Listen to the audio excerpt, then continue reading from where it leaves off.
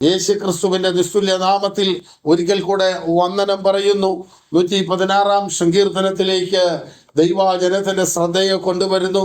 വേദപുസ്തകത്തിൽ കർത്താവ് ചെയ്ത ഉപകാരങ്ങളെ വിസ്മരിച്ചു കളയാതെ നന്ദിയുള്ള ഹൃദയത്തോടെ നടത്തിയ ദൈവത്തിന്, കരുതിയ ദൈവത്തിന്, വിടിവിക്കുന്ന ദൈവത്തിന്, ഉയർത്തുകയും മാനിക്കുകയും സഹായിക്കുകയും ചെയ്ത ദൈവത്തിന് തന്റെ ഹൃദയമെന്ന പാനപാത്രം ഉയർത്തിക്കൊണ്ട് സകലത്തെക്കാളും മഹത്വവാനായ ദൈവത്തിന് നന്ദി കരേറ്റുന്ന സങ്കീർത്തനമാണ്. വിശുദ്ധ ആരാധനയുടെ നടുവിൽ ദൈവസഭയിൽ ദൈവജനം കടന്നു വന്നിരിക്കുമ്പോൾ കഴിഞ്ഞ ദിവസങ്ങളിലേക്ക്, പിന്നിട്ട വഴികളിലേക്ക്, ആവശ്യഭാരങ്ങളാൽ ഞെരുങ്ങിയ ഇന്നലകളിലേക്ക് തിരിഞ്ഞു നോക്കിയിട്ട് ഇന്ന് വരെ നടത്തിയ ദൈവത്തിന്റെ വിശ്വസ്തതയോർത്ത് നന്ദിയുള്ള ഹൃദയത്തോടെ ദൈവത്തെ ആരാധിക്കുവാൻ അവന്റെ ഹൃദയമെന്ന പാനപാത്രം ഉയർത്തിക്കൊണ്ട് സകലത്തിന്റെയും നാഥനും കർത്താവുമായവന് നന്ദി പറയുവാൻ വന്നിരിക്കുന്ന ധന്യ നിമിഷമാണ് വിശുദ്ധ ആരാധനയുടെ ഈ വേളകൾ എന്നുള്ളത് തിരിച്ചറിഞ്ഞ് കർത്താവിനെ മഹത്വപ്പെടുത്തുവാൻ ഇടയാക്കണം.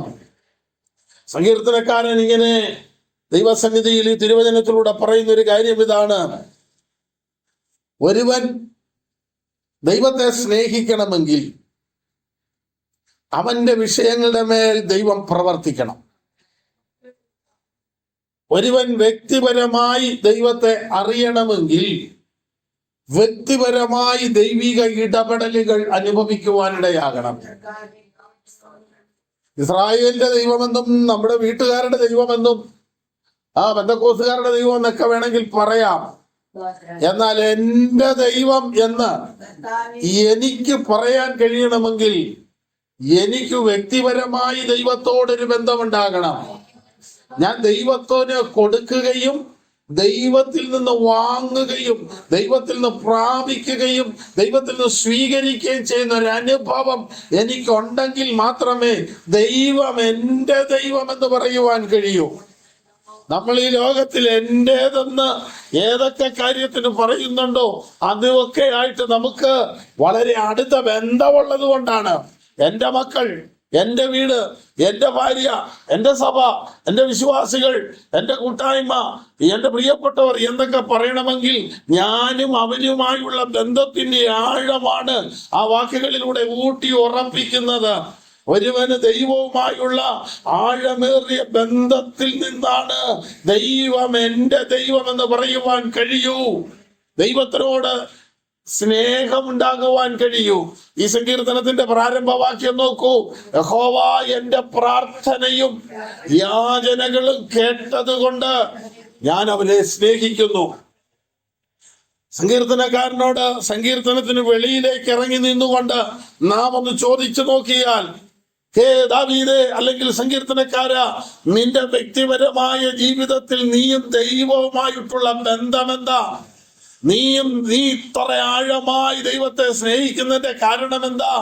അനേക ഉത്തരവാദിത്തങ്ങളും ആവശ്യങ്ങളും ബന്ധപ്പാടുകളും തിരക്കുകളും ലാഭങ്ങളും നേട്ടങ്ങളും ഒക്കെ ഉള്ളപ്പോൾ ഈ വിശുദ്ധ ദിനത്തിന് വേണ്ടി, ആരാധനയ്ക്ക് വേണ്ടി മറ്റെല്ലാ ആവശ്യങ്ങളും മറ്റെല്ലാ പ്രധാനപ്പെട്ടതും എല്ലാം മാറ്റിവെച്ചിട്ട് ഓടി വന്ന് ദൈവത്തെ ആരാധിക്കുവാൻ ഈ ദൈവസന്നിധിയിൽ ഇരിക്കുന്നതിന്റെ കാരണം എന്താണെന്ന് ഞാനും നിങ്ങളും ദൈവസന്നിധിയിൽ നിൽക്കുമ്പോൾ പുറത്തുനിന്നൊരുവൻ ചോദിച്ചാൽ നാം സങ്കീർത്തനക്കാരോട് ചോദിച്ച ഈ ചോദ്യത്തിന്റെ മറുപടി അത് തന്നെ ആയിരിക്കണം നമ്മുടെയും മറുപടി. യഹോവ എൻ്റെ പ്രാർത്ഥനയും യാചനകളും കേട്ടു എന്നതാണ് ഞാൻ അവനെ സ്നേഹിക്കുവാനുള്ള കാരണം. എൻ്റെ കണ്ണുനീര് കാണുവാൻ, എൻ്റെ യാചന കേൾക്കുവാൻ, എൻ്റെ തകർച്ച കാണുവാൻ, എൻ്റെ പ്രാണന് വേണ്ടി കരുതുവാൻ, എൻ്റെ ജീവിതത്തിന്റെ വ്യത്യസ്ത സാഹചര്യങ്ങളിൽ ഞാൻ അകപ്പെട്ടു പോയപ്പോൾ എന്നെ അടുത്തറിയാൻ എനിക്ക് ആരുമില്ലാതിരുന്നപ്പോൾ എല്ലാവരെക്കാളും ഏറ്റവും അടുത്തറിഞ്ഞവനായി ഒരു ദൈവം എനിക്കുള്ളത് കൊണ്ട് ഞാൻ അവനെ സ്നേഹിക്കുന്നു. ദൈവത്തിന് സ്തോത്രം. ഈ ലോകത്തിലെ സ്നേഹബന്ധങ്ങൾ പോലും ദൃഢമാകുന്നത് ആഴമേറിയ ഉള്ളു തുറക്കലുകൾ, ഹൃദയം തുറന്ന് അന്യോന്യം സംസാരിക്കുകയും ആശയങ്ങളും ആഗ്രഹങ്ങളും സ്വപ്നങ്ങളും കൈമാറുകയൊക്കെ ചെയ്യുമ്പോഴാണ് ഭൂമിയിലെ സ്നേഹബന്ധങ്ങൾ പോലും ദൃഢമാകുന്നതെങ്കിൽ നമ്മുടെ ദൈവത്തോട് നമുക്കുള്ള സ്നേഹത്തിന്റെ ദൃഢത ആഴം വെളിപ്പെടുന്നത് ഞാനും അവനുമായുള്ള ബന്ധത്തിന്റെ ആഴമനുസരിച്ചാണ് എൻ്റെ സങ്കടങ്ങൾ പറയാൻ, എൻ്റെ ഇഷ്ടങ്ങൾ പറയാൻ, എൻ്റെ ആഗ്രഹങ്ങൾ പറയാൻ, എൻ്റെ വേദനകൾ പറയാൻ എനിക്കൊരുവനുണ്ട് എന്നുള്ളതാണ് എൻ്റെ ദൈവത്തോടുള്ള സ്നേഹത്തിന്റെ ആഴം. ഹവ്വായുടെ പ്രാർത്ഥനയും യാചനകളും കേട്ടതുകൊണ്ട് ഞാൻ അവനെ സ്നേഹിക്കുന്നു. ഈ സ്നേഹത്തെ എത്ര നാളത്തെ കൊണ്ട് ദാവീദേ? അവൻ തന്റെ ചെവിയെങ്കിലേക്ക് ചായ്ച്ചത് കൊണ്ട് എന്റെ ജീവകാലമൊക്കെ ഞാൻ അവനെ വിളിച്ചപേക്ഷിക്കും. ഇത് പിരിയ ബന്ധമാണ്. എത്ര നാള്? മരണം നമ്മെ വേർതിരിക്കുന്നത് വരെ. ഒരു ജീവിത പങ്കാളിക്ക് ഒരു സ്ത്രീ അല്ലെങ്കിൽ ഒരു പുരുഷൻ കൈ കൊടുക്കുമ്പോൾ അനേക ഉഭയസമ്മത വാചകങ്ങൾ പറയുമ്പോൾ അതെല്ലാം പറഞ്ഞിട്ട് അതിന്റെ ഒടുവിൽ പറയുന്ന കാര്യം മരണം നമ്മെ വേർപിരിക്കും വരെ എന്നാണ്. അപ്പോൾ മരണം വേർപിരിക്കും വരെയുള്ള ഒരു ബന്ധമാണ് ഈ ലോകത്തിലെ കുടുംബ ബന്ധമെങ്കിൽ മരണത്തിന് അപ്പുറത്തേക്കുള്ള ഒരു ഉറപ്പിനുള്ളതാണ് ഇവിടെ ജീവിച്ചിരിക്കുമ്പോൾ ദൈവവുമായിട്ട് ചെയ്യുന്ന ബന്ധത്തിന്റെ ആഴം. ഈ ഭൂമിയിലെ ഏത് ബന്ധവും മരണം വരെയുള്ള വിശ്വസ്തതയാണ് ആഗ്രഹിക്കുന്നതെങ്കിൽ അത് ഈ ലോകത്തിലെ ജീവിതത്തിന് വേണ്ടിയാണെങ്കിൽ മരണത്തിന് അപ്പുറത്തേക്കുള്ളൊരു ബന്ധത്തിന് വേണ്ടി, മരണത്തിന് അപ്പുറത്തേക്കുള്ളൊരു ഉറപ്പിന് വേണ്ടി, നിത്യതയ്ക്ക് വേണ്ടിയുള്ള ഒരു ഉറപ്പിന് വേണ്ടി ദൈവവും മനുഷ്യനും ചെയ്യുന്ന ആ വലിയ തീരുമാനത്തിന്റെ ഉടമ്പടിയുടെ ആഴമാണ് അവൻ എങ്കലേക്ക് തന്റെ ചെവി ചായ്ച്ചത് കൊണ്ട് എന്റെ ജീവകാലമൊക്കെ ഞാൻ അവനെ വിളിച്ചപേക്ഷിക്കും. ഇതിനകത്തുള്ളൊരു പ്രത്യേകത, കർത്താവ് ഒരു എഗ്രിമെന്റ് മനുഷ്യനുമായിട്ട് ചെയ്തിട്ടില്ല. അതാണ് എന്ന് പറഞ്ഞാൽ, ഞാൻ നിന്റെ അടുക്കലേക്ക് എന്റെ ചെവി ചായ്ച്ച് നിന്റെ സങ്കടം കേൾക്കാം, പക്ഷെ നീ മരണം വരെ എന്നെ സ്നേഹിക്കണം. അങ്ങനെ ഒരു എഗ്രിമെന്റ് ചെയ്തില്ല. വിടിവിച്ചത് ആരാണെന്നുള്ള തിരിച്ചറിവിൽ നിന്ന്, നന്ദിയിൽ നിന്ന്, ആ ഒരു ബോധത്തിൽ നിന്നുണ്ടാകുന്നതാണ് ദൈവത്തോടുള്ള സ്നേഹം. എഗ്രിമെന്റ് വയസ്സിലുണ്ടാകുന്ന സ്നേഹമല്ല, മാനുഷിക നിർബന്ധത്തിൽ നിന്നുണ്ടാകുന്നതല്ല. അവൻ ആരാണെന്നുള്ള തിരിച്ചറിവ് അകത്ത് പ്രാപിച്ചിട്ട് അവൻ എനിക്ക് വേണ്ടി ചെയ്തത് എന്താണെന്നുള്ള തിരിച്ചറിവിൽ നിന്ന് അവനെ സ്നേഹിക്കുവാൻ ഓരോ ദൈവ പൈതലും ഹൃദയത്തിന്റെ അകത്തെടുക്കുന്ന തീരുമാനത്തിന്റെ ആഴമാണ് ദൈവത്തോടുള്ള ബന്ധത്തിന്റെ ഉറപ്പ്. തന്റെ ചെവിയെങ്കിലേക്ക് ചായ്ച്ചത് കൊണ്ട് ഞാൻ ജീവകാലമൊക്കെയും നിന്നെ വിളിച്ചപേക്ഷിക്കും. ദൈവത്തിന് സ്തോത്രം. ഈ സങ്കീർത്തനത്തിലെ മറ്റൊരു വാക്യം വായിച്ചിട്ട് നമ്മൾ ഇതിന്റെ വിവിധ ഭാഗങ്ങളിലേക്ക് പോകുവാൻ കർത്താവിൽ താല്പര്യപ്പെടുന്നു. ഈ സങ്കീർത്തനത്തിന്റെ 16-ാം വാക്യം വായിക്കാം. യഹോവേ, ഞാൻ നിന്റെ ദാസനാകുന്നു, നിന്റെ ദാസനും നിന്റെ ദാസിയുടെ മകനും തന്നെ. നീ എന്റെ ബന്ധനങ്ങളെ അഴിച്ചിരിക്കുന്നു. ദാവീദിനെ ബന്ധിച്ച ഒരു ബന്ധനത്തെ കുറിച്ചാണ് ഇവിടെ കാണുന്നത്. ഈ ബന്ധനം മുറുകിയിട്ട് മരണത്തിലേക്ക് അവൻ പോകത്തക്ക നിലയായി. ആ മരണത്തിലേക്ക് പോകുന്ന സമയത്ത് അതിൽ നിന്നുള്ള നീക്കുപോക്ക് ദൈവത്തിനുള്ളതാണ്. മരണത്തിൽ നിന്നുള്ള നീക്കുപോക്ക് യഹോവയ്ക്കുള്ളതാണ്, ദൈവമായ യഹോവയ്ക്കുള്ളതാണ്.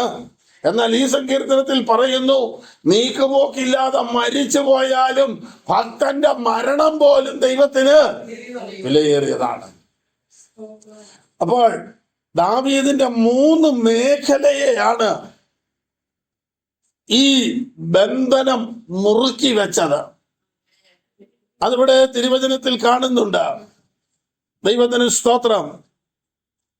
8-ാം വാക്യത്തിൽ, നീ എന്റെ പ്രാണനെ മരണത്തിൽ നിന്ന്, കണ്ണിനെ കണ്ണീരിൽ നിന്ന്, കാലിനെ വീഴ്ചയിൽ നിന്ന്. അപ്പോൾ പ്രാണനെ മുറുക്കി വെച്ച ഒരു ബന്ധനം നാം കാണുന്നുണ്ട്. എപ്പോഴും നിന്റെ കണ്ണ് നിറഞ്ഞിരിക്കത്തക്കവണ്ണം, നീ ഇടപെടുന്ന എല്ലാ മേഖലകളിലും നിനക്ക് സങ്കടമുണ്ടാകത്തക്കവണ്ണം, നിന്റെ കണ്ണുനീർ നിറഞ്ഞെപ്പോഴും ഒഴുകി വരത്തക്കവണ്ണം നീ കരയത്തക്കവണ്ണം, നിലവിളിക്കത്തക്കവണ്ണം നിന്നെ ചുറ്റിപ്പിടിച്ച ഒരു കെട്ടിന്റെ കാര്യവും ഇവിടെ ഓർപ്പിക്കുന്നുണ്ട്. അടുത്തത്, നിന്റെ വഴികളിൽ നിന്നെ വീഴ്ത്തിക്കളയുവാൻ നിന്റെ കാലുകളെ ചുറ്റിപ്പിടിച്ചിരിക്കുന്ന ഒരു ബന്ധനത്തെ കുറിച്ചും പറയുന്നു. ഈ 3 മേഖലകളിൽ അഭിഷിക്തനെ പിടിച്ചു കെട്ടിയ കെട്ടിനെയാണ് സ്വർഗം അഴിച്ചത്. ദൈവത്തിന് സ്തോത്രം. ഇവിടെ കാണുന്നത് ഇങ്ങനെയാണ്, മരണപാശമെന്നെ ചുറ്റി. അപ്പൊ പിടിച്ചത് ചെറുതൊന്നുമല്ല, മരണത്തിന്റെ പാശമിട്ടാണ് നിന്നെ ബന്ധിച്ചത്. ദൈവത്തിന് സ്തോത്രം. എന്ന് പറഞ്ഞാൽ നിന്നെ ഒടുക്കി കളയുവാൻ, നിന്നെ ഇല്ലായ്മ ചെയ്യുവാൻ, ഭൂമുഖത്തു നിന്ന് നിന്റെ പേരിനെ മായ്ച്ചു കളയുവാൻ, കുടുംബത്തിൽ ഇങ്ങനെ ഒരാളുണ്ട് എന്നുള്ള ചിന്ത പോലും ആർക്കും വരാതെ വിസ്മൃതിയുടെ ലോകത്തിൽ വിലയം പ്രാപിക്കുവാൻ നിന്റെ നേരെ എഴുന്നേറ്റ ആ വലിയ കയറിനെ സ്വർഗം അറുത്തു മാറ്റുകയാണ്. ഇന്ന് പകൽ ആത്മാവിൽ ആരാധിക്കുമ്പോൾ, ഇന്ന് പകൽ ഈ തിരുവചനം ഇവിടെ ശക്തിയോടെ മുഴങ്ങുമ്പോൾ, നിന്റെ ആത്മമണ്ഡലത്തെയും ഭൗതിക മേഖലയെയും പ്രാണനെയും ശരീരത്തെയും ചുറ്റിപ്പിടിച്ച രോഗക്കെട്ടുകളിൽ നിന്ന്, രോഗക്കയറുകളിൽ നിന്ന്, മരണത്തിൽ കൊണ്ടുപോയി എത്തിക്കേണ്ട രോഗാത്മബന്ധനങ്ങളിൽ നിന്ന് സ്വർഗത്തിലെ ദൈവം നിന്നെ അഴിക്കുന്ന പകലായി തീരട്ടെ. യേശു ക്രിസ്തുവിന്റെ നാമത്തിൽ ജയമെടുക്കുന്നു. ഹല്ലേലൂയ. മരണപാശങ്ങൾ എന്നെ ചുറ്റി, ഇതെന്നെ വലിച്ചോണ്ട് പോകുന്നത് പാതാളത്തിലേക്കാണ്. പാതാളത്തിന്റെ വേദനകൾ എന്നെ പിന്തുടർന്നു. ഞാൻ കഷ്ടവും സങ്കടവും അനുഭവിച്ചു. ദൈവത്തിന് സ്തോത്രം. ഒരു ഭക്തന്റെ ജീവിതം ഏതൊക്കെ നിലകളിലാണെന്ന് ഓർത്തോണം. കഴിഞ്ഞ ദിവസം ദൈവവചനം ശുശ്രൂഷിച്ചപ്പോൾ ഞാനൊരു കാര്യം ഓർപ്പിച്ചു. ഈ ഭൂമിയിൽ ഒരു കുഞ്ഞ് പറന്ന് വീണ് 3-ാമത്തെ ആഴ്ച മുതലാണ് സയൻസ് പ്രകാരം ആ കുഞ്ഞിന്റെ കണ്ണ് നനഞ്ഞ് കണ്ണുനീർ വരുന്നത്. എന്ന് പറഞ്ഞാൽ ജനിച്ച് ഏതാനും ദിവസങ്ങൾ മുതൽ ആരംഭിക്കുന്ന കണ്ണുനീര് ഇതിനിടയ്ക്ക് നമ്മൾ പല പ്രാവശ്യം തുടച്ചു കളഞ്ഞിട്ടുണ്ട്, മറ്റുള്ളവർ തുടച്ചിട്ടുണ്ട്, പ്രിയപ്പെട്ടവർ തുടച്ചിട്ടുണ്ട്, സ്നേഹിച്ച പലരും തുടച്ചിട്ടുണ്ട്, ബന്ധുമിത്രാദികളൊക്കെ തുടച്ചിട്ടുണ്ട്. എന്നിട്ടൊന്നും ഈ കണ്ണുനീര് പിന്നെ വരാതിരുന്നിട്ടില്ല. ഈ കണ്ണ് പിന്നെ നിറഞ്ഞിട്ടുണ്ട്. എന്നാൽ ഒരമ്മയെ ആശ്വസിപ്പിക്കുന്ന പോലെ സർവശക്തനായ ദൈവം തന്റെ പുത്രനെ ലോകത്തിലേക്ക് അയച്ച് ക്രൂശിൽ മരിച്ച് നമ്മുടെ സങ്കടങ്ങൾക്കും പാപങ്ങൾക്കും പരിഹാരം വരുത്തി കാത്തിരിക്കുന്നവന്റെ രക്ഷയ്ക്കായി വീണ്ടും വരുമ്പോൾ ഒരു കുഞ്ഞിനെ എടുത്ത് മടിയിൽ വെച്ച് ഒരമ്മ ലാളിക്കുന്നത് പോലെ അരുമസുതന്റെ തുളയ്ക്കപ്പെട്ട കരം കൊണ്ട് നമ്മുടെ കവിളിണകളിലൂടെ ഒഴുകി ഇറങ്ങുന്ന കണ്ണുനീര് തുടയ്ക്കുന്ന അന്ന് കൊണ്ട് നമ്മുടെ കണ്ണിലെ കണ്ണുനീരെല്ലാം നീങ്ങും. ഇനി കരയേണ്ടി വരികയില്ല. അതുവരെ നമ്മുടെ കണ്ണ് നിറഞ്ഞുകൊണ്ടിരിക്കും. നമ്മുടെ പ്രാണപ്രിയനെ കാണുന്നത് വരെ, അവന്റെ അടുക്കൽ എത്തുന്നത് വരെ നമ്മുടെ ഈ കണ്ണിങ്ങനെ നനഞ്ഞുകൊണ്ടിരിക്കും. ദൈവത്തിന് സ്തോത്രം. ഒരു ഭക്തന്റെ ഹൃദയത്തിന്റെ അന്തരാളങ്ങളിൽ നിന്ന് ഉയർന്നു വരുന്ന ആത്മീയമായ നെടുവീർപ്പുകൾ ഇപ്രകാരമാണ്: വേഗം വരാമെന്നുരച്ച നാഥ, നോക്കി നോക്കി കൺകൾ മങ്ങിടുന്നേ, എപ്പോൾ വന്നിടുമോ നിന്നെ ഒന്ന് കാണുവാൻ. ദൈവത്തിന് സ്തോത്രം. ഈ ലോകത്തിലെ സങ്കടങ്ങളെ അതിജീവിക്കുന്നത്, രോഗങ്ങളെ വെല്ലുവിളിച്ച് നിൽക്കുന്നത്, എതിർപ്പുകളെ അതിജീവിച്ച് കഷ്ടതയ്ക്ക് നേരെ നെഞ്ചും നെറ്റിയും കൊടുത്ത് നിൽക്കുന്നത് ഒരു വിടുതലിന്റെ ദിവസമുണ്ടെന്നുള്ള തിരിച്ചറിവിലാണ്. ഹല്ലേലൂയ. മരണപാശങ്ങൾ എന്നെ ചുറ്റി, പാതാള വേദനകൾ എന്നെ പിടിച്ചു. ഞാൻ കഷ്ടവും സങ്കടവും അനുഭവിച്ചു.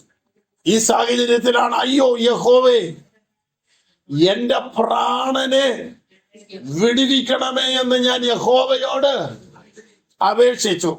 ഇപ്പോൾ കർത്താവിന്റെ സ്വഭാവത്തെ കുറിച്ചാണ് അടുത്ത ഭാഗത്ത് പറയുന്നത്. യഹോവ കൃപയും നീതിയും ഉള്ളവൻ, ദീർഘക്ഷമയും മഹാദയവും ഉള്ളവൻ. അതുകൊണ്ട് അവൻ എന്നെ വിടുവിച്ചെന്നല്ലാതെ എന്റെ ജീവിതത്തിന്റെ മിടുക്ക് കൊണ്ടാണെന്നല്ല. ദൈവം കൃപയുള്ളവനായതുകൊണ്ട്, ദൈവം നീതിമാനായതുകൊണ്ട്, നമ്മുടെ ദൈവം കരുണയുള്ളവനായതുകൊണ്ട് അവൻ എന്നെ വിടുവിച്ചല്ലാതെ പുണ്യപ്രവൃത്തി കൊണ്ടല്ല, വിശുദ്ധ ജീവിതം കൊണ്ടല്ല, ദൈവസന്നിധിയിലെ യോഗ്യത കൊണ്ടുമല്ല. ഞാൻ നിലവിളിച്ചപ്പോൾ എന്റെ നിലവിളി കേൾക്കുവാൻ അവന് പ്രസാദം തോന്നി. അതുകൊണ്ടാണ് ഞാൻ അവനെ സ്നേഹിക്കുന്നതെന്ന്. എന്റെ യോഗ്യത കൊണ്ട് എന്നെ ഒരു കാര്യം ചെയ്തു തന്നാൽ, എനിക്ക് യോഗ്യത ഉണ്ടായിരുന്നതുകൊണ്ട് എന്റെ മെറിറ്റ് അടിസ്ഥാനത്തിലാണ് എനിക്കൊരു കാര്യം കിട്ടിയതെങ്കിൽ എനിക്ക് ബഹുമാനിക്കേണ്ട ആവശ്യമില്ല. ഞാനതിന് യോഗ്യനായതുകൊണ്ട് എനിക്ക് ചെയ്ത കാര്യമാ.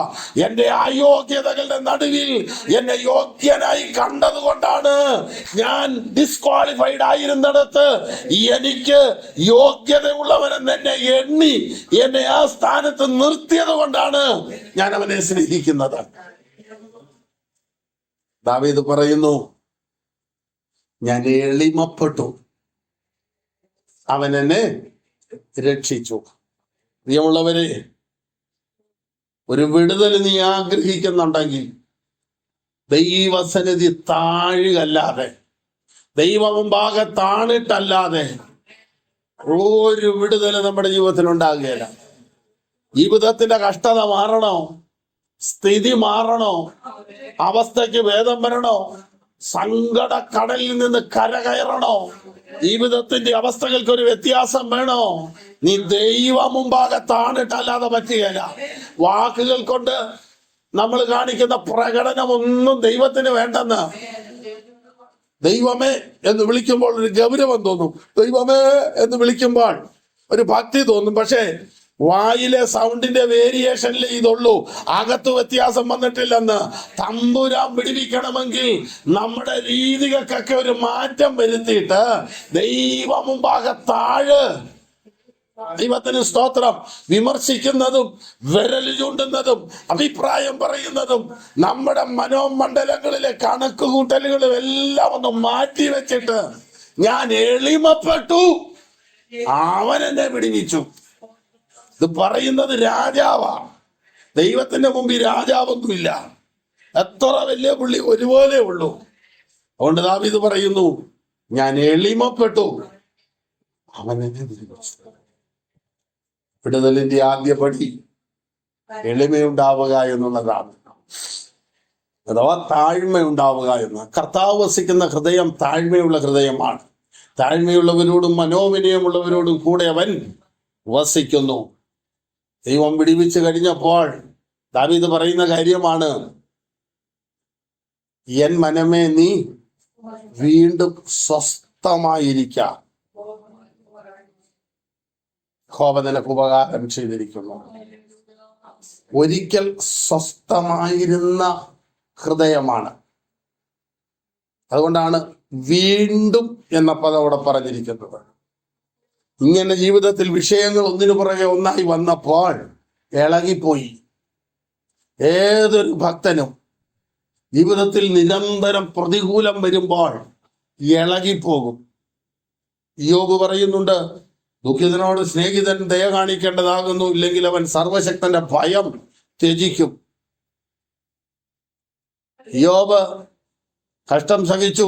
ആരംഭവേളകളിൽ പറഞ്ഞു, യഹോവ തന്നു, യഹോവ എടുത്തു, യഹോവയുടെ നാമം വാഴ്ത്തപ്പെടുമാറാകട്ടെ, ഇതെല്ലാം പറഞ്ഞ് അവസാനം യോബ് തന്നെ പഴിക്കാൻ തുടങ്ങി. ഞാൻ ഉണ്ടായ ദിവസം ഇല്ലാതെ പോട്ടെ, എൻ്റെ അമ്മ ഒരു പുരുഷ പ്രജയെ ജനിപ്പിച്ചു എന്ന് പറഞ്ഞ് ഞാൻ നാള് ഇല്ലാതെ പോട്ടെ, ഞാൻ ഉണ്ടായപ്പോഴേ മരിച്ചിരുന്നെങ്കിൽ, ചാവിള്ളയായി പോയിരുന്നെങ്കിൽ, ഇങ്ങനെയെല്ലാം പറഞ്ഞ് വിശ്വാസത്തിന്റെ ആഴത്തിലേക്ക് ചെന്ന് അവിടെ അവസാനം ഒടുവിൽ താൻ അങ്ങ് ക്ഷീണിക്കാൻ തുടങ്ങിയപ്പോഴാണ് യഹോവ ഇറങ്ങി വന്ന് ചുഴലിക്കാറ്റിൽ അവനോട് സംസാരിപ്പാൻ തുടങ്ങി. സംസാരിച്ച് ദൈവം അവനുമായിട്ടുള്ള സംഭാഷണത്തിന്റെ ഒടുവിൽ യോബ് പറയുന്നുണ്ട്, ഞാൻ ചിന്തിച്ചതിനപ്പുറം, ഞാൻ കേട്ടതിനപ്പുറം, ഞാൻ അറിഞ്ഞതിനേക്കാളും അപ്പുറത്താണ് ഈ ദൈവമെന്ന് ഞാൻ ഇപ്പോൾ അറിയുന്നു. ദൈവത്തിന് സ്തോത്രം. അപ്പോൾ പരിശോധനകളിലാണ് നിന്റെ ദൈവം ആരാണെന്നുള്ള തിരിച്ചറിവ് നിനക്കുണ്ടാകുന്നത്. പാതാള വേദന നിന്നെ പിന്തുടർന്നപ്പോൾ, മരണപാശം ചുറ്റിയപ്പോൾ, ആ ചുറ്റിയ കയറിനെ അഴിക്കുവാൻ മരണത്തിന്റെ മേൽ അധികാരിയായ ഒരുവനാണ് നീ സേവിക്കുന്നവനെന്ന് തിരിച്ചറിയുവാനാണ് മരണകരമായ വെല്ലുവിളി നിന്റെ ജീവിതത്തിലൂടെ കടന്നു പോകേണ്ടി വന്നത്. ആ അവസ്ഥയിലൂടെ പോയപ്പോഴാണ് എന്റെ ദൈവം ഇതിനും കഴിയുന്നവനാണെന്ന് നാം തിരിച്ചറിഞ്ഞത്. ഹോവേ, ഞാൻ നിന്റെ ദാസൻ, നിന്റെ ദാസനും നിന്റെ ദാസിയുടെ മകനും തന്നെ. അതുകൊണ്ട് നീ എന്റെ ബന്ധനങ്ങളെ അഴിച്ചിരിക്കുന്നു. കർത്താവ് അഴിച്ചാൽ അത് അഴിഞ്ഞതാണ്.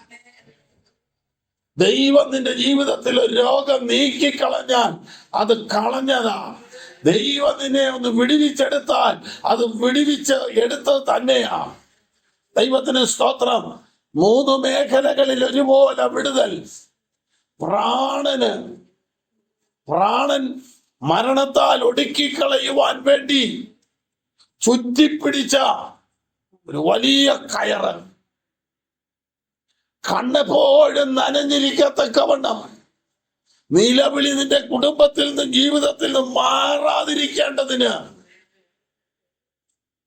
നിലവിളിയോടെ എപ്പോഴും നടക്കുവാൻ, കണ്ണീരിന്റെ അപ്പം തിന്നാനും കണ്ണുനീരിന്റെ വെള്ളം കുടിപ്പാനും ലഭിച്ചു എന്ന് പറയത്തക്ക നിലയിൽ എപ്പോഴും നിലവിളി ഉയരത്തക്ക ഒരു സാഹചര്യം കുടുംബത്തിനകത്തുണ്ടാകുവാൻ. അടുത്തത്, കാലിനെ വീഴ്ചയിൽ നിന്ന് നീ ഏത് വഴിക്ക് പോയാലും പരാജയപ്പെടുവാൻ, നീ ആരംഭിക്കുന്ന, നീ ചുവട് വെക്കുന്ന, നീ മുന്നോട്ട് പോകുന്ന നിന്റെ വഴികളെല്ലാം പരാജയപ്പെടുവാൻ കെട്ടിയ കയറിനെയാണ് സ്വർഗത്തിലെ ദൈവം അഴിച്ചു വിടുന്നത്. ഏതടിസ്ഥാനത്തിൽ അഴിച്ചു? ഞാൻ നിന്റെ ദാസൻ, ഞാൻ നിന്റെ ദാസിയുടെ മകൻ. അതുകൊണ്ട് അടുത്തത്, ഏത് നിലവാരത്തിൽ അഴിച്ചു? ഞാൻ എളിമപ്പെട്ടത് കൊണ്ട് അഴിച്ചു. ഏത് നിലവാരത്തിൽ അഴിച്ചു? അയ്യോ യഹോവേ എന്ന് ഞാൻ വിളിച്ചത് കൊണ്ട് അവൻ അഴിച്ചു. ജീവിതത്തിന്റെ ശ്രേഷ്ഠത കൊണ്ടല്ല, ഞാൻ എളിമപ്പെട്ടു, അവൻ എന്നെ രക്ഷിച്ചു. ദൈവത്തിന് സ്തോത്രം. ഇവിടം വരെയുള്ള കാര്യം കഴിയുമ്പോഴാണ് ദാവീദ് ദൈവത്തോട് ദൈവം ആവശ്യപ്പെടാതെ ചിലത് ചെയ്യാൻ തീരുമാനിക്കുക. കർത്താവ് ചെയ്തു തന്നതിനൊത്തവണ്ണം കർത്താവുമായി ബന്ധമുള്ള വിഷയത്തിൽ നാം ചെയ്യുന്നുണ്ടോ? യഹോവ ചെയ്ത ഉപകാരങ്ങൾക്ക് ഞാൻ എന്ത് പകരം കൊടുക്കും? ദൈവമൊന്നും പ്രതീക്ഷിക്കുന്നില്ല. ദൈവം ഒരു ഡിമാൻഡും വെച്ചിട്ടല്ല, ഒരു എഗ്രിമെന്റും ചെയ്തിട്ടല്ല ഒന്നും ചെയ്തു തന്നത്. പകരം ദൈവത്തോട് എന്തെങ്കിലും ചെയ്യുക എന്നുള്ളത് ദൈവത്തിൽ നിന്ന് പ്രാപിച്ചവന്റെ ഉത്തരവാദിത്വമാണ്, പ്രാപിച്ചവന്റെ നന്ദി പ്രകടനമാണ്, പ്രാപിച്ചെന്നുള്ളതിന്റെ വിധേയത്വമാണ്. ദാവീദ് പറയുന്നു, യഹോവ ചെയ്ത ഉപകാരങ്ങൾക്ക് ഞാൻ എന്ത് പകരം കൊടുക്കും? കാരണം ഞാൻ ഇന്ന് ജീവനോട് ഇരിക്കുന്നത് തന്നെ അവന്റെ കരുണ കൊണ്ടാണ്.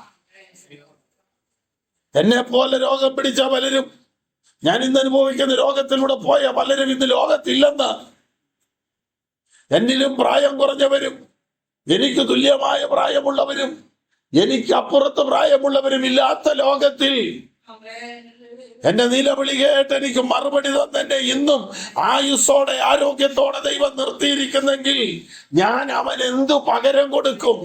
ഇവിടെ എന്റെ കയ്യിലുള്ളതെല്ലാം അവൻ തന്നതേ ഉള്ളൂ. എന്നെ ഏൽപ്പിച്ചത് തിരിച്ചു കൊടുക്കുക എന്ന് പറഞ്ഞാൽ ആ ദൈവം തന്നല്ലാതെ ഒന്നും എന്റെ കയ്യിലില്ല. ഒടുവിൽ ദാവീദ് പറയുന്നു, എന്റെ ഹൃദയം ഞാൻ ദൈവസന്നിധിയിൽ ഉയർത്തും, രക്ഷയുടെ പാനപാത്രം ഞാൻ ഉയർത്തും. രക്ഷ വരുന്നത് ഹൃദയത്തിലാ. അതുകൊണ്ടാണ് യേശുവിനെ കർത്താവെന്ന് ഹൃദയം കൊണ്ട് വിശ്വസിക്കുക. ഹൃദയം നിറയണം, അപ്പോഴാണത് വാ കൊണ്ട് ഏറ്റുപറയുന്ന നിലയിലേക്ക് വരുന്നത്. അപ്പോൾ രക്ഷ വന്ന ഈ ഹൃദയം ഇത് പാനപാത്രം പോലെ ദൈവസന്നിധിയിൽ ഉയർത്തി പിന്നെയും അവനിൽ ആശ്രയിക്കാനല്ലാതെ എന്ത് ചെയ്യാനാ എനിക്കുള്ളത് എന്ന് പറഞ്ഞാൽ, പ്രിയമുള്ളവരെ, ഇത്രയുള്ളതിന്റെ കാര്യം. ദൈവം എനിക്ക് തന്ന ആയുസ് ഇനിയുള്ളതും അവന് തന്നെ. എന്റെ ഈ ആയുസ് ഇനിയുള്ളത്, കാരണം എന്നെ മരണപാശത്തിൽ നിന്ന് വിടുവിച്ച് പാതാള വേദനകളിൽ നിന്നെ രക്ഷിച്ച് എന്നെ സ്വതന്ത്രമാക്കി നിർത്തി ദൈവത്തിനുള്ളതാണ് എന്റെ ഇനിയുള്ള ആയുസ്. അതാണ് രക്ഷയുടെ പാനപാത്രം ഉയർത്തി എന്നെ യഹോവയുടെ നാമം വിളിച്ചപേക്ഷിക്കും. എവിടെയൊക്കെ? യെരൂശലേമേ, നിന്റെ നടുവിൽ പ്രാകാരങ്ങളിൽ സകല ജനവും കാണുക എന്റെ നേർച്ചകളെ ഞാൻ കഴിക്കും. അപ്പോൾ ഒരു കാര്യം അതിനകത്ത് നമുക്ക് മനസ്സിലാക്കുവാൻ കഴിയുന്നത്, ഈ പ്രതിസന്ധി ജീവിതത്തിൽ വന്നപ്പോൾ ദാവീദ് എന്തോ ഒരു തീരുമാനമെടുത്തായിരുന്നു. അതാണല്ലോ ഞാൻ എൻ്റെ നേർച്ചകളെ കഴിക്കും എന്ന് പറഞ്ഞേ. അപ്പോൾ ഒരു നേർച്ച ദാവീദ് നേർന്നായിരുന്നു. ഇങ്ങനെ ചെയ്ത ഇങ്ങനെ ചെയ്യാം, ഇങ്ങനെ ചെയ്ത ഇങ്ങനെ ചെയ്യാം. അത് ദൈവം പറഞ്ഞിട്ടല്ല. ദൈവം ഇങ്ങനെ ചെയ്യാമെങ്കിൽ ഞാൻ ഇങ്ങനെ ചെയ്യാമെന്ന് പറഞ്ഞില്ല. അവനങ്ങനെ പറയുകയല്ല. അവൻ വ്യവസ്ഥകൾ നമ്മളുമായിട്ട് വെക്കുകയല്ല. കാരണം എന്നാന്ന് ചോദിച്ചാൽ അതൊന്നും നടപടി വരികയെന്ന് കർത്താവിനറിയാം. മനുഷ്യൻ വെക്കുന്ന വ്യവസ്ഥകളൊന്നും മനുഷ്യനെ കൊണ്ട് പാലിക്കാൻ പറ്റുകയില്ലെന്ന് കർത്താവിനറിയാം. അതുകൊണ്ടാണ് തിരുവചനം പറയുന്നത്, വല്ല നിവൃത്തി കൊണ്ട് നേർച്ച നേരരുത്, നേർന്നാൽ നിവർത്തിക്കാതിരിക്കരുത്. നേർന്നിട്ട് പറ്റിപ്പോയി കർത്താവ് എന്ന് പറയുന്നതിലും നല്ലത് നേരാതിരുന്നേക്കുകയാണ് നല്ലത്. ദൈവത്തിന് സ്തോത്രം. ഒരു ഏപ്രിൽ മെയ് മാസങ്ങളൊക്കെ ആകുമ്പോൾ പരവേശപ്പെട്ട് പാമ്പൊരെണ്ണം മുറ്റത്തൂടെ ഓടുകയാണെങ്കിൽ രക്ഷിക്കപ്പെടുന്നതിന് മുമ്പത്തെ കാലമാണ് പറഞ്ഞാൽ പഴയ നേർച്ച ഓർപ്പിക്കുന്നതാണെന്ന്. അത് പരവേശപ്പെട്ട് വല്ല വെള്ളമുള്ളിടം നോക്കി പോയതായിരിക്കും. ഇങ്ങനെയൊക്കെ ഉണ്ടായിരുന്നു. ദൈവത്തിന് കൊടുക്കാമെന്ന് ഏറ്റ നേർച്ച അവൻ ഓർപ്പിക്കുകയല്ല. കാരണം ഇയർ എൻഡിങ്ങിന് കണക്ക് തീർക്കാൻ നേരത്ത് കുടിശ്ശിക വല്ലതും ഉണ്ടെങ്കിൽ അത് തീർക്കണമെന്ന് ബാങ്കുകാരും അവരും ഒക്കെ വിളിച്ച് ഓർപ്പിക്കുന്ന പോലെ അവൻ അങ്ങനെ ഓർപ്പിക്കുന്നവനല്ല. കാരണം വല്ലതിനും മുട്ടുള്ളവൻ എന്ന പോലെ മാനുഷിക ശുശ്രൂഷ അവൻ ആഗ്രഹിക്കുന്നില്ല. നീ ദൈവത്തോട് പറഞ്ഞാൽ നീ ചെയ്തോണം, അത്രേ ഉള്ളൂ. ഇല്ലെങ്കിൽ അത് നിനക്ക് കണക്കിടും. യാക്കോബ് ദൈവസന്നിധിയിൽ ഒരു നേർച്ച നേർന്നു. ദൈവം പറഞ്ഞിട്ടല്ല.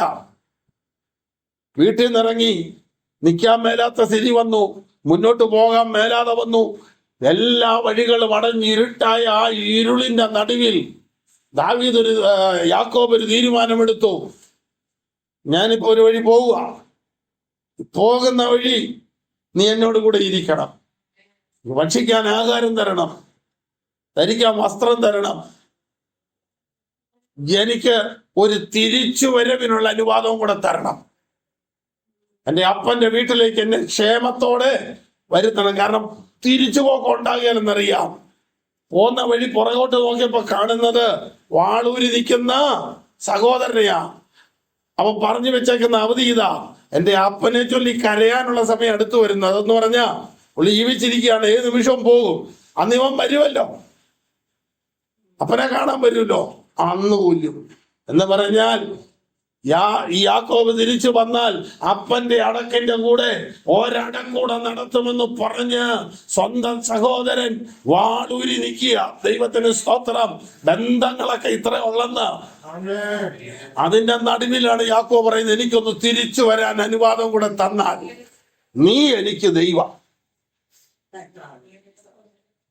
എനിക്ക് കിട്ടുന്നത് എന്തുണ്ടോ എന്നതാണെന്നൊന്നും അറിയത്തില്ല. കാരണം ഒരു വടിയുടെ അറ്റത്തൊരു പാണ്ടത്തിനകത്ത് ഇച്ചിരി എണ്ണയുണ്ട്. കൊണ്ടായിരുന്ന എണ്ണ കല്ലേലും ഒഴിച്ചു. തീരുമാനം എടുത്ത് നിൽക്കുക, ഞാൻ പോകുക എന്നാ പറഞ്ഞത്. കാരണം എങ്ങോട്ടാന്ന് പോലും ഒരു ലക്ഷ്യമില്ല, അവിടെ എന്താണെന്നും അറിയത്തില്ല. ഇതെല്ലാം ഒപ്പിച്ചു വെച്ച അമ്മ പറഞ്ഞു, ആങ്ങളെ ഒരാളുണ്ട്, അങ്ങോട്ട് പോക്കോ. കാരണം ഈ അമ്മയ്ക്ക് പറ്റിയ ആങ്ങളെയാണ്, ഈ ചെല്ലുന്ന പുള്ളിക്കും ചേരും. അപ്പൊ അവരെല്ലാം ഏറെക്കുറെ ഒരേ സ്വഭാവക്കാരായതുകൊണ്ട് മാനെ നിനക്ക് പറ്റുന്ന സ്ഥലം അതാ, അങ്ങോട്ട് തന്നെ പോക്കോ.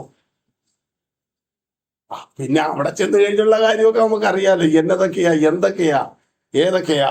അമ്മായിയപ്പൻ മരുമകനെ പാഠം പഠിപ്പിക്കുന്നു, മരുമകൻ അമ്മായിയപ്പനെ പഠിപ്പിക്കുന്നു.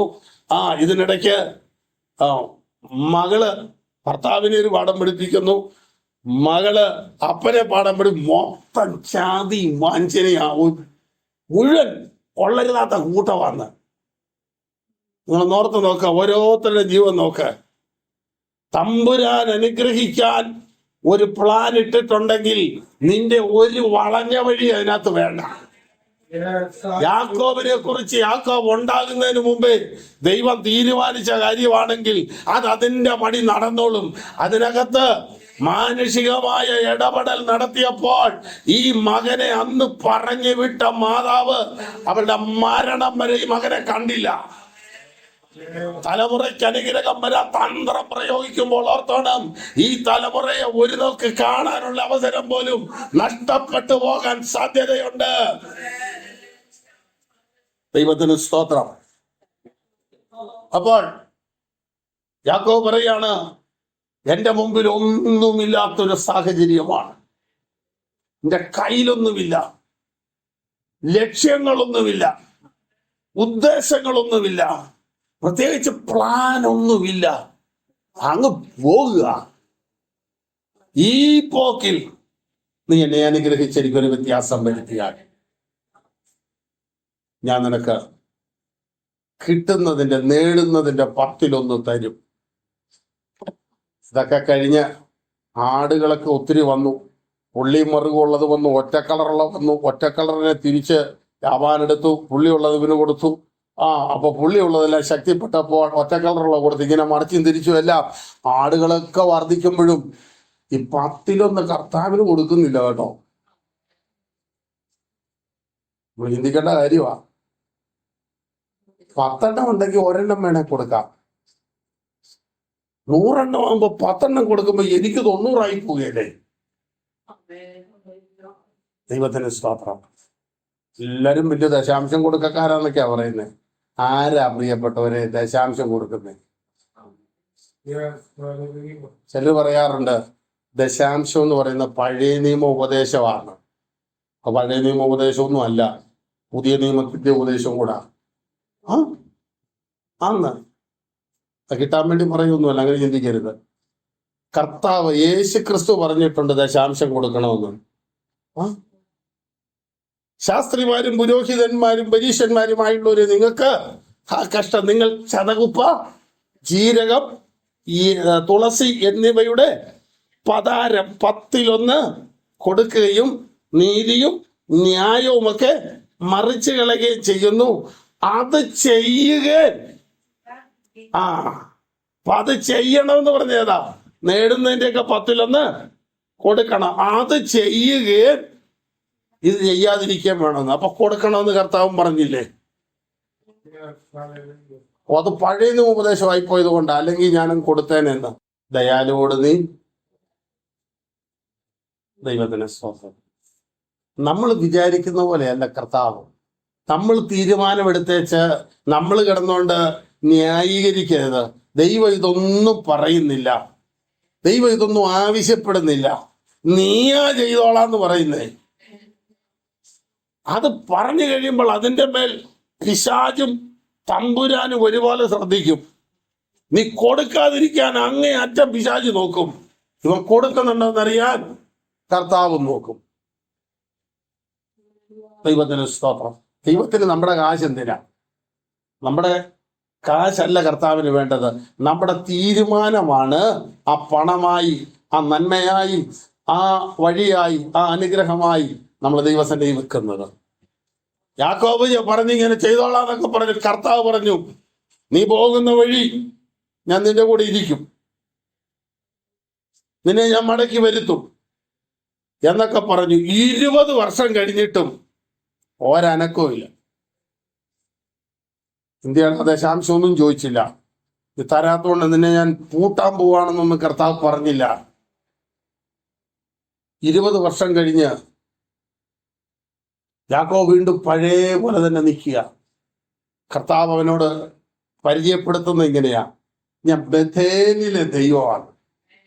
കർത്താവ് വേറൊന്നും പറഞ്ഞില്ല, ബഥേലിലെ ദൈവം എന്ന് പറഞ്ഞാൽ അവിടെ ഇച്ചിരി ക്ലീൻ ആയിട്ട് പറയുന്നുണ്ട്, നീ കല്ല് എണ്ണയൊഴിച്ച് അഭിഷേകം ചെയ്ത ബഥേലിലെ ദൈവമാണ്.